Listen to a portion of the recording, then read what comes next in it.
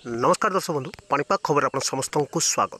सक्रिय रही लघुचाप क्षेत्र बंगोपसागर भीषण रूप ने उपकूल को मुहाऊँ। उत्तर पश्चिम दिगरे गति कर दक्षिण ओडिशा उपकूल मुहाऊँ। यार प्रभाव में राज्य में प्रबल वर्षा जारी रही। उपकूल उत्तर और दक्षिण अनेक स्थान में प्रबल अति प्रबल वर्षा हो। पाणीपाग विभाग मिलता सूचना अनुसार आगामी 24 घंटे राज्यर 8 जिले में प्रबल अति प्रबल वर्षार चेतावनी रही। मालकानगिरी समेत 8 जिला को येलो वार्निंग चेतावनी देती पाणीपाग विभाग। एपटे उपकूलवर्ती जिलार अनेक स्थान में आज देखा मिल हालुकार मध्यम धरणर वर्षा। पाणीपाग विभाग मिलता सूचना अनुसार बंगोपसागर सृष्ट लघुचाप प्रभाव आहरी 2 दिन राज्य में जारी रहिबो। 19 तारिख पर्यंत अनेक स्थान में भारी वर्षार चेतावनी रखी पाणीपाग केन्द्र। तेज निश्चय जाणी रखु आगामी 24 घंटे केउ सब जिला प्रबल वर्षा और आसंता काली केउ सब जिला प्रबल वर्षा नहीं एबेठू येलो वार्निंग जारी करछि पाणीपाग विभाग। ता पूर्व वीडियो को लाइक करूँ, चैनल को सब्सक्राइब कर शेयर करूँ।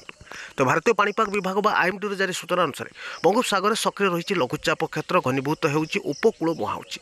यार प्रभाव में दक्षिण ओडिशा समेत उत्तर आंध्र उपकूल प्रबल अति प्रबल वर्षा जारी रही। एधर दक्षिण ओडिशार अनेक स्थान में भारी वर्षा होबार सतर्कता सूचना जारी करछि पाणीपाग विभाग। प्रबल वर्षा नहीं मालकानगिरी, कोरापुट, कलाहांडी, कंधमाल, रायगड़ा, गजपति, गंजाम और नयागढ़ जिला को आज पाणीपाग विभाग सतर्कता सूचना जारी होइछि। येलो वार्निंग 7 ରୁ 11 सेंटीमीटर मध्य वर्षार चेतावनी देछि पाणीपाग विभाग। यासह उपकूलवर्ती जिला बालेश्वर, भद्रक, केन्द्रापड़ा, जगतसिंहपुर, पुरी समेत यार पार्श्ववर्ती जिला मानक हालुकार मध्यम धरणर वर्षा केतेक स्थान में हेबार सूचना रही। आकाश मेघाच्छन्न सांगक हालुकार मध्यम धरणर वर्षा लगी रही सूचना देछि पाणीपाग विभाग। और सक्रिय लघुचाप जो आगामी काली राज्यर अनेक स्थान में भारी वर्षार सूचना रही। 10 जिला को येलो वार्निंग जारी करछि विभाग। नुआपड़ा, बलांगीर, कलाहांडी, कंधमाल, रायगड़ा, गंजाम, गजपति, कोरापुट, नवरंगपुर और मालकानगिरी जिलार प्राय अंचल में भारी वर्षा हो। 7 ରୁ 11 सेंटीमीटर वर्षार सूचना रखी पाणीपाग विभाग।